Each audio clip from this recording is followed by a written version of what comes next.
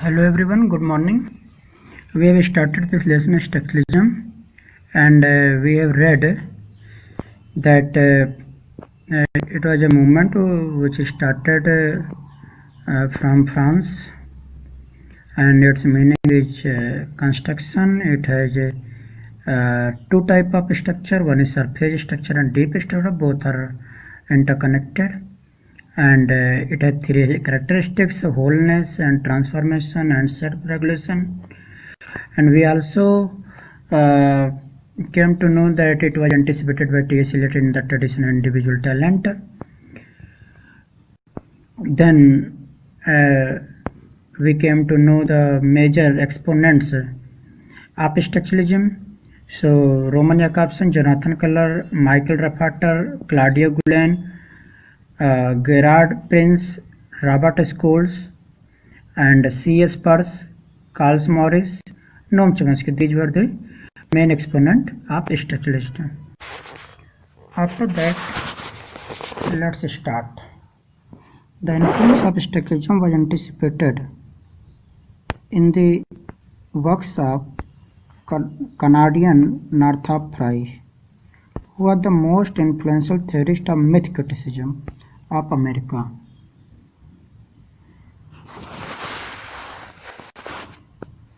His literary system is different from Eliot's. To him, literature worked by certain laws, and these laws were the various modes, archetypes, myths, genre by which all literary works were structured. Northrop Frye was actually doing his research on the myth. So on myth, his idea was that all the myths are interrelated and interconnected.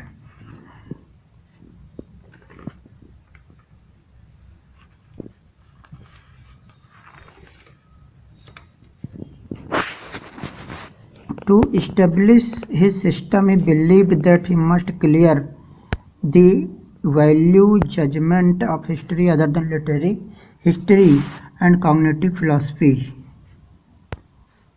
Value judgments are only subjective noises. General history was extraneous, and cognitive philosophy spoke of reality beyond the literary world. Cognitive philosophy, what is cognitive philosophy? Cognitive philosophy means reality. Cognitive philosophy, reality which we experience by ourselves outside of literature. Means literature gives us reality, but that is not true reality, because literature is based on imagination, and whatever we ourselves experience, that is called cognitive reality or cognitive philosophy. He insisted that literature is an autonomous verbal structure quite cut off from any reference beyond itself. So he said that it is actually a verbal structure and not writing structure. Actually, writing structure came later. Originally it was a verbal structure. It means originally we understand things, we get the meaning through verbal. That is, he thinks that that structure is the true structure, real structure, and more authentic structure. Literature is not a way of knowing reality, but a kind of collective utopian dreaming which has gone throughout history. So he says that literature is not a way of knowing reality, because through literature we cannot know the reality, because literature is based on imagination. But what we do, we go a collective utopian dreaming. Utopian dreaming is imaginary dreaming. We just think that this should happen, and we as we wish we can do changes in the literature. So many times in the history, whatever wrong has been done, we manipulate history and write literature. His theory finds in literature a substitute history. So he sees a substitute history in his theory. Substitute history means a different type of history for all the global span and collective structures of history itself. The modes and myths of literature are transcortial. In 1971, Fry published The Critical Path, wherein he contrast conservative myths of concern with liberal myths of freedom and desires on equable balance between the two. His structuralism is contemporaneous significant with the classical structuralism of Europe. He viewed the creation of myth as integral of human thought and believed that literature emerges out of a care of myth, where myth is understood as a collective attempt on the part of various culture and groups to establish a meaningful context for human existence. So his belief was that literature actually originated from myth, and myth, if we understand myth, we can easily understand literature. Just like all myths are interconnected, in the same way literature, all literature is interconnected and based on one another. And because myth also is a part of various cultures and various groups and various civilizations, and it also tells the meaning to human existence. So he thinks that myth is more important to understand the meaning in the literature. Myth of summer, spring, autumn, winter gave rise to fundamental literary modes such as comedy, tragedy, irony, romance. He says that there are myths of summer, spring, autumn, winter. So summer season is a symbol of comedy, and winter season is a symbol of tragedy. Spring season is symbol of romance, and autumn season is symbol of irony. In this way, he tried to make us understand that all the seasons are also symbolic, and in myths they have been explained in the same way, just like literature. In literature we find these symbolic elements. His static model exhibiting recurrent pattern is a feature shared by a structuralist view of language and literature. Northrop Frye questioned the new criticism's concept of autonomy of a work of art. He stressed of stylistics way of structuralism which came into vogue during the late 60s. He questioned the theory laid down by new critics. New critics like T.S. Eliot, like R.S. Crane, like I.A. Richards, like F.I.L. Lewis. There's many formalist critics. He questioned the theory laid down by new critics. This turn gave rise to post-structuralism. And when he questioned, he also questioned structuralism, and this gave rise to post-structuralism. Frye asserted that every work in art has its archetype. He said that every work in art has its archetype. Archetype means a kind of outline, means which covers everything. Structuralism emphasizes the concept that meaning was a product of certain shared system of signification. He said that we get meaning from many shared system of signification. Shared system of signification means there are many systems which work, and because of those systems we get the meaning of any particular word or thing. Rationalists believed that there is a natural bond between word and thing. The rationalist means those in 1910 and 20s, those rationalist, formalist and new critics, they were thinking that there is a natural bond between word and thing, but strictly asserted that the relationship between sign and referent were arbitrary. But structuralists were saying that there is no relationship between word and thing. Word, suppose I say house and the building house, there is no relationship between the word house and the building house. Actually it had been only connected, artificially connected. So the structuralists were very different from rationalist, formalist and new critics. Structuralism is the belief that the individual units of any system have meaning only by virtue of their relation to one another.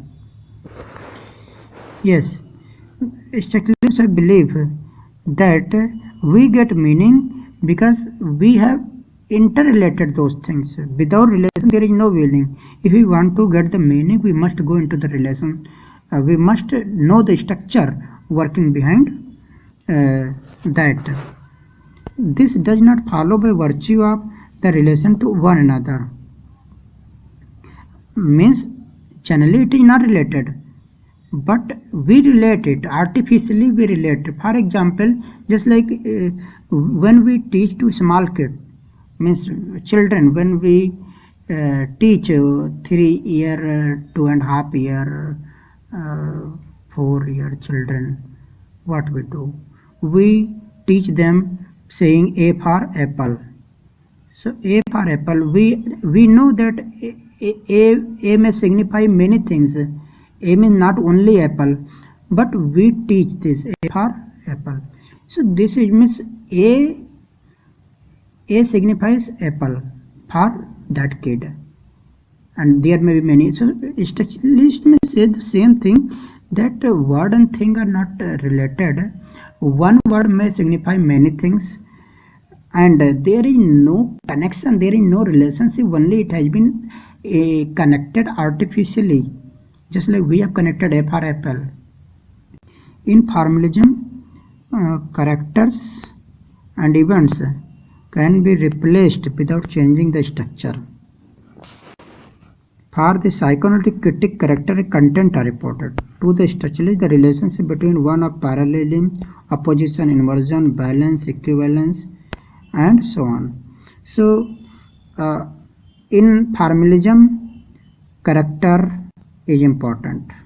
In psychoanalytic, content is important. For a structuralist, parallelism, opposition, inversion, balance, equivalence, these things are important.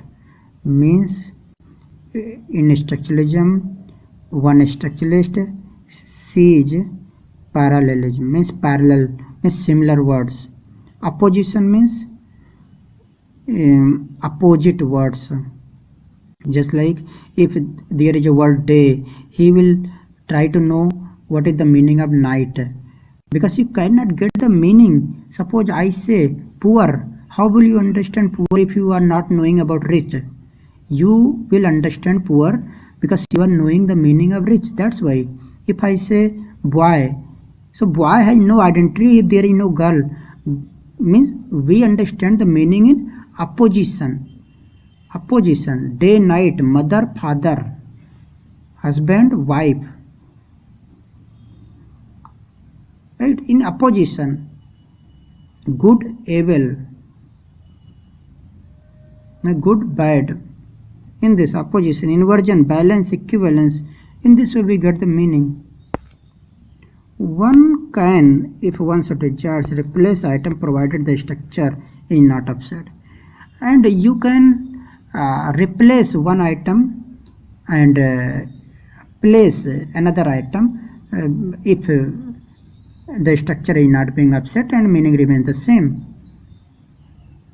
It means suppose there is a word bad. So if you want to remove that word bad from the context of a sentence, you need to just remove bad and place evil there, and I think meaning will not be changed. Meaning will remain intact there, and structure also will not be upset. So structuralism said this, that there is a broad structure, and through that structure we get the meaning. The structuralist is not least bothered by the quality of the work. Yeah, this is the most important thing, that structuralists are not dealing with the quality of work, whether he has written a good story or not, whether his style was good or not, whether he used more figure of speech or not. He is not bothered about all these things.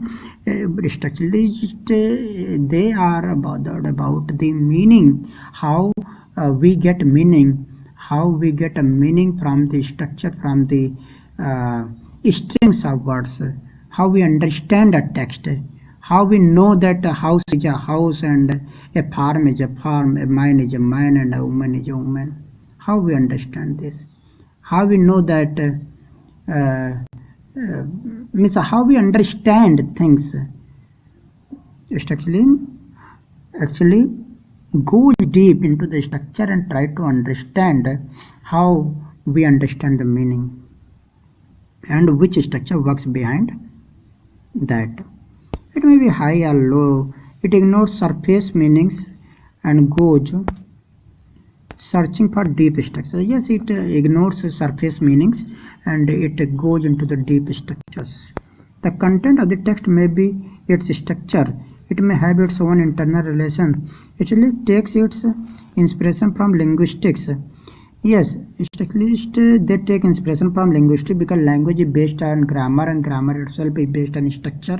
There are so many structures. That's why they took inspiration from linguistics. Language is a system of signs, but signs acquire meaning only within the total structure. So language is a when means I am talking about here writing a written language. So it is based on signs. Sign means a kind of image which we draw by our pen. That is called sign. So and we make a particular type of sign, and that sign gives meaning. How that sign gives meaning? Suppose I write A alphabet A. So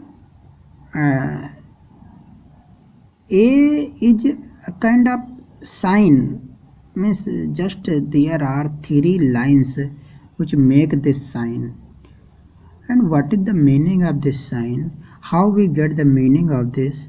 In order to get the meaning, we can get the meaning only into a broad structure. We cannot get the meaning of Hindi word abhasa into the structure of English. It means we have meaning of one letter into that structure. There is a structure, and that structure is also man-made, means artificial, but we get meaning out of that.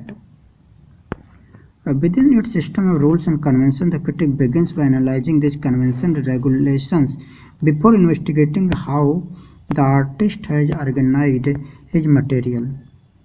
I.A. Richards placed readers at the forefront and has rights to create his own text. I.A. Richards was very famous 20th century critic who has written political criticism. Very important critic, and he said that readers are more important than the writer. He thought linguistics would help criticism, but it has swamped criticism. He says that linguistics should help criticism, but what has happened that it has swamped the whole criticism. Swamped means swallowed. It has eaten the whole criticism. Linguistics which should help criticism, but it actually has eaten the whole criticism, and a new type of criticism came in the form of structuralism. Reading has become a game. He said that reading has become a game. Thus, a movement we started as a counter to vague and laudatory criticism has gone beyond the bounds of common sense and reason. Laudatory criticism means appreciative criticism. When suppose Milton had written something, so critic used to laud him, means appreciate him, praise him too much, because Milton was a great name. But such type of laudatory criticism has gone. And now anyone, means whether writer has big name or not, it does not matter. They generally write the true merit of the work. To develop a structuralist approach, one should take linguistics as a model. An utterance is a string of sounds which has meaning for the speaker and the listener. Yes, he said that utterance is a string of one. When we speak something, that is just a sound. We from our throat produce a kind of sound, and that particular type of sound is produced by the speaker. Has meaning for the listener. Means listener understands the pattern of those sounds. Various skills have had to play. How other person understands that sound which was produced by the speaker, because listener is knowing the structure. He understanding the structure. He is knowing the which sign which indicate which signifier. He is knowing this. That's why means various skills have had to play. In this way, communication becomes possible. The phonological and phonemic systems of the language, the grammatical, systematical system. So now here, I.A. Richards is telling that there are many systems which play when communication becomes possible. Phonological and phonemic system, grammatical and systematic system, and semantic component of the language. A knowledge of these is necessary for both the speaker and the listener. The phonological, syntactical, and semantic properties of sentence, so are all equally important. So we can see that phonological, syntactical, and semantic, these three properties are these three are the characteristic of a sentence, and without the knowledge of it, communication is not possible. Everyone who understands the language of others is aware of these three properties of sentence: phonological, syntactical, and semantic. Semantic means a kind of cultural setup, syntactical means grammar setup, phonological means voice adulation, means sound system, grammar system, and cultural system. These three systems everyone is knowing, because without the knowledge of these three systems, no one will be able to understand the language of anyone. Means if you are understanding the language of someone, it means you are knowing these three structures. One who knows the English language but is totally ignorant of literature will be baffled by an English poem. He says that suppose you are knowing English language, but you have never read any English poem.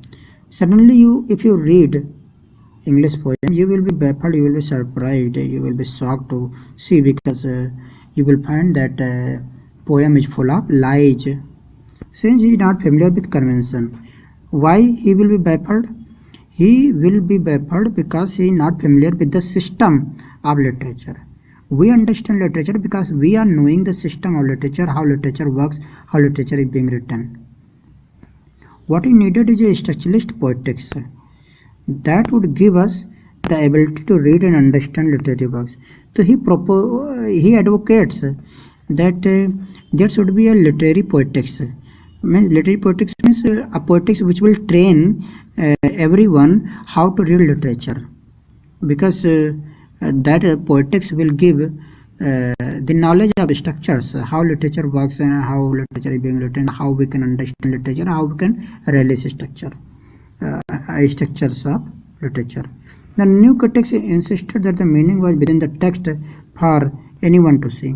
New critics used to say, I. Richards was also a member of New Critics. So New Critics said that meaning is in the text, not outside the text. The text was an entirely complete organism with a life of its own. They were saying that text is a complete thing. We need not to go into the details of writer. So a critic approaches the text without any preconceptions. On the contrary, structuralists want to think of a poem not as a self-contained entity, but as something that has meaning only in the relation to a literary systems. So new critics don't want to go into the structures of the any text, but strictly say that any piece of literature has not its separate entity, separate identity. If you want to understand the meaning of a text, we must go into the different structures, the three structures, phonological structures, semantic structures. So he said that we must go into the structure, we must see that what is the relation of that piece of literature with the other literature, with means other similar type of literature or other opposite type of literature, means other parallel, we will see in parallel or in oppositions, in oppositions. A set of recognized conventions, then we will set a set of recognized conventions. Convention means a kind of structure. Suppose we are reading about sonnet, how will we understand the sonnet with the, if we are not knowing the structure of sonnet? So first thing we must know the structure of sonnet. How will we know structure of sonnet? We will go into the grammar of poetry, means poetry, then there are many genres. In genres we will get sonnet, then in sonnet we will see types of sonnet, and in the type of sonnet we will know the complete structure of the sonnet. And in detail, if you go into the deep, you will also get the how those structures came into being. Now when we are reading a sonnet, we will try to know it in the context of other sonnets, means we will what we will do parallelism. Second thing we will do that, we will do opposition. Opposition means we will try to contrast with other type of sonnets or other types of lyric poetry. So we will go into the recognized convention. Even our idea of poem as an entity in itself is a result of our being trained to think along with those lines, a training imparted to both writer and reader. The writer follows certain recognized conventions, even if he is a rebel against conventions and traditions.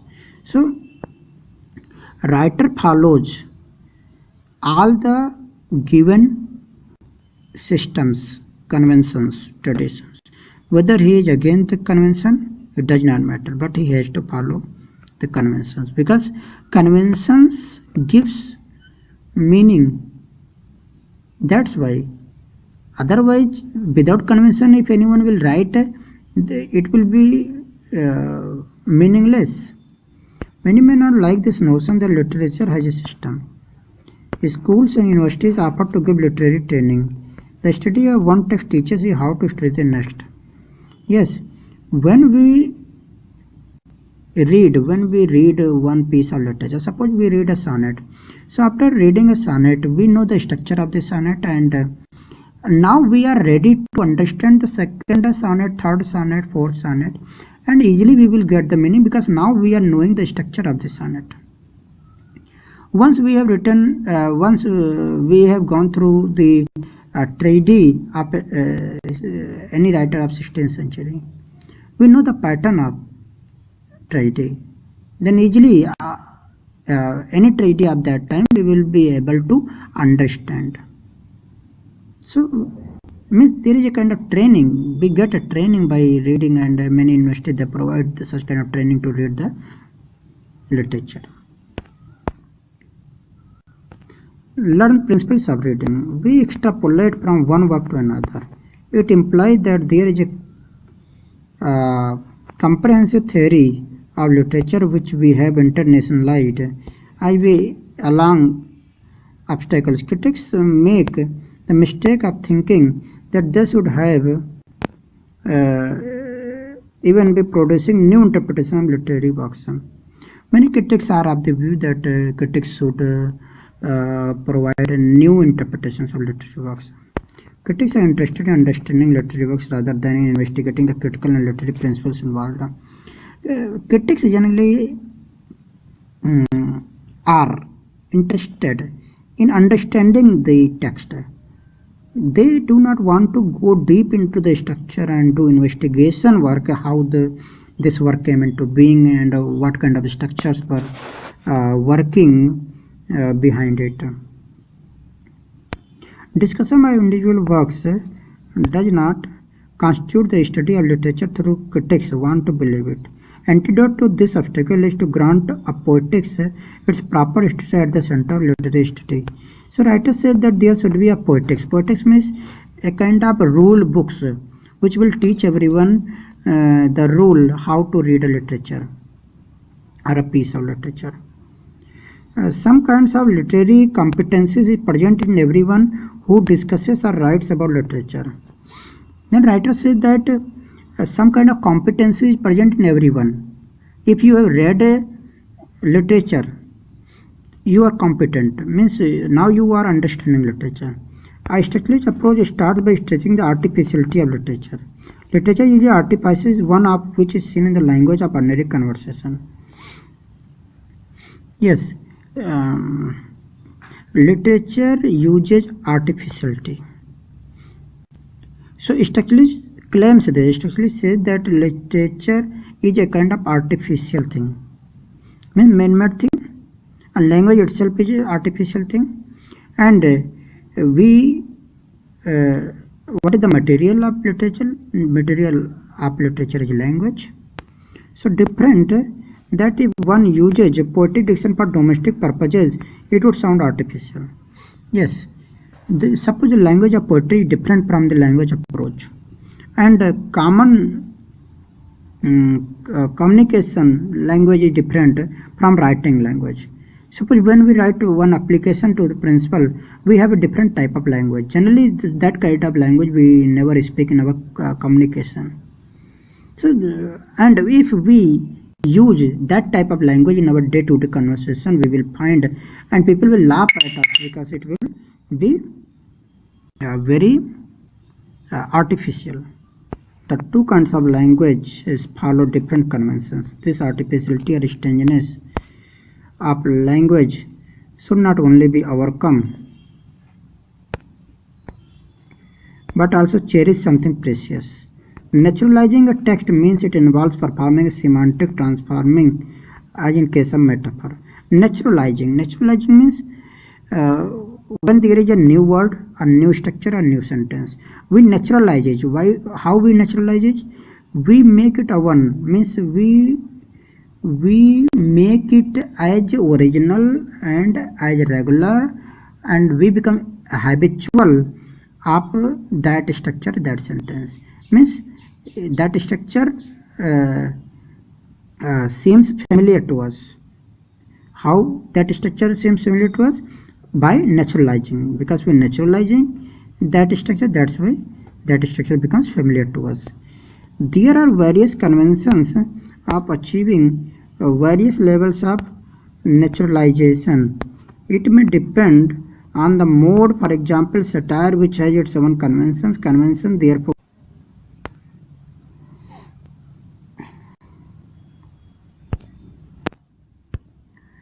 satire which involves in naturalization. So convention therefore guide naturalization. The situation in Duns Good Morrow is a piece of fiction which should be recognized before we interpret the poem. The conventions give us codes of expectation. Barthes gives 5 codes of prose fiction. Barthes means Roland Barthes. Structuralism began in France 1950s. It was first seen in the work of Claude Lévi-Strauss. Claude Lévi-Strauss, who is Claude Lévi-Strauss and Roland Barthes. These two names you must have heard, because these two names are very important names. Claude Lévi-Strauss was very famous, and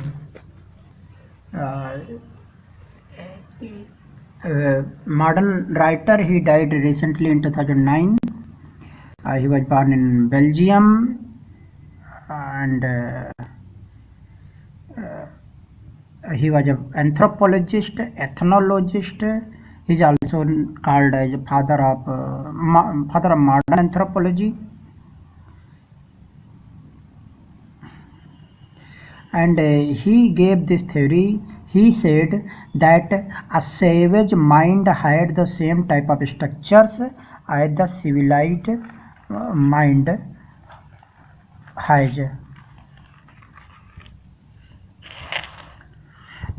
He wrote a book, The Elementary Structures of Kinship,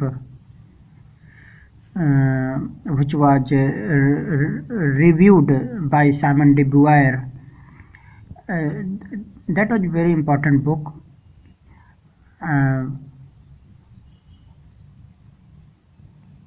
And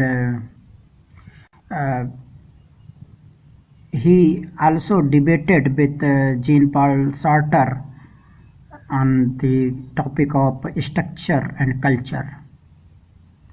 And Jean-Paul Sartre was an existentialist. Means when you will read the existential theory, then you will read about Jean-Paul Sartre. He was also very famous, and he was very much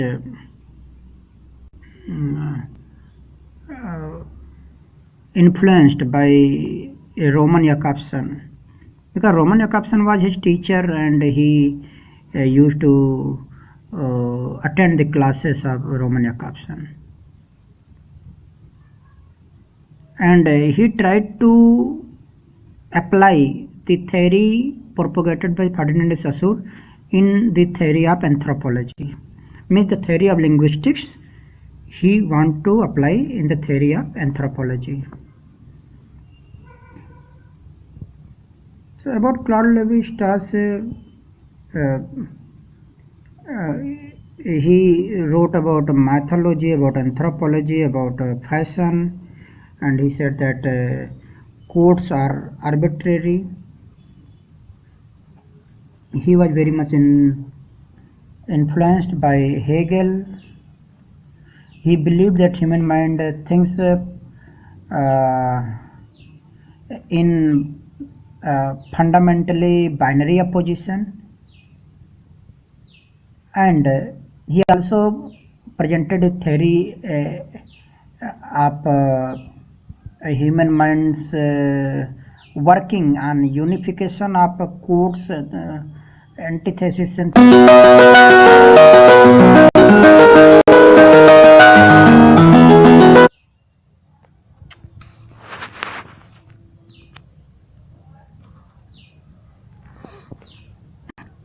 so there are many things. And Roland Barthes was also a French literary theorist, philosopher, critic, semiotician, who wrote Death of Author, Degree Zero, Effect of Reality, Mythologies.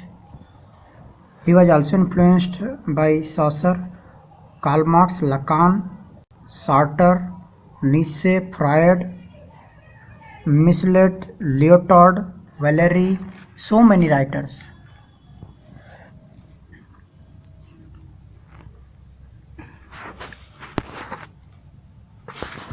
So for today's this is enough. We will continue this lesson tomorrow.